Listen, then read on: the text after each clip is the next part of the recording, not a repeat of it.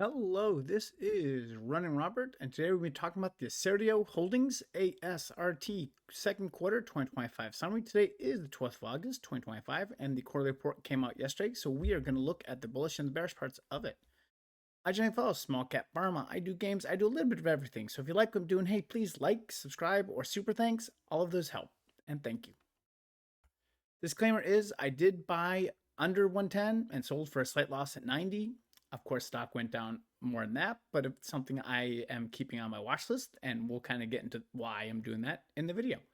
I'm an amateur investor, and any advice given should be followed up by your own due diligence, and information given is valid for today, the 12th of August, and the slideshow will not be updated, but as always, new news, new slideshow. So let's look at the quarter two results. So net product sales were 29 million. That's up from 26 in quarter one. So that's very positive. Net loss was around 6.3 million, but most of that was amortization of intangible assets.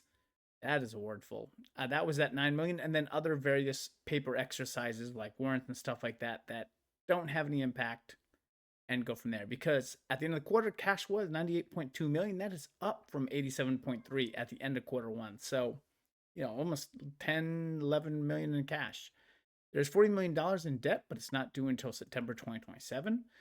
Rovidin sales were up to 16.1 million. That is beating the 13.1 in the last quarter. Indocin sales were down to 3 million. That is down from 5.5.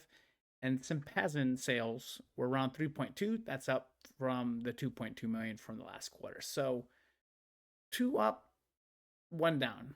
Pretty much what we're going with. The 2025 forecast, so they really kind of narrowed it down to 108 million to 118.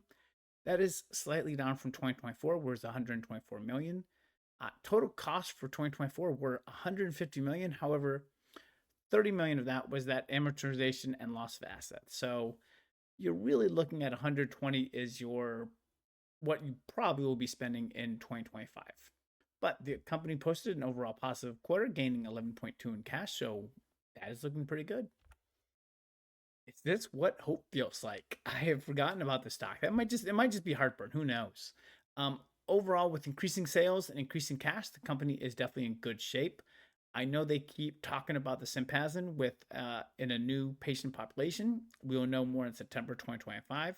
They did cease one of their commercializations of one of their products because it just was not selling. And so I think that is good because those can be used to sell what you do have. So overall thoughts, better sales and gaining money. You can't go wrong with that. Like I said, that's where that hope is coming from. The market cap is 70 million, which keeps me in the stock, as any major sales or changes in the company could elevate the stock. The company is plenty of cash, even with the $40 million due in 2027. So there's a chance we could see a pretty good reversal in the stock, which is, of course, why I still watch it and I still report on it. So hopefully this gave you some good information. Thank you very much for watching and listening, and I hope you have a wonderful day.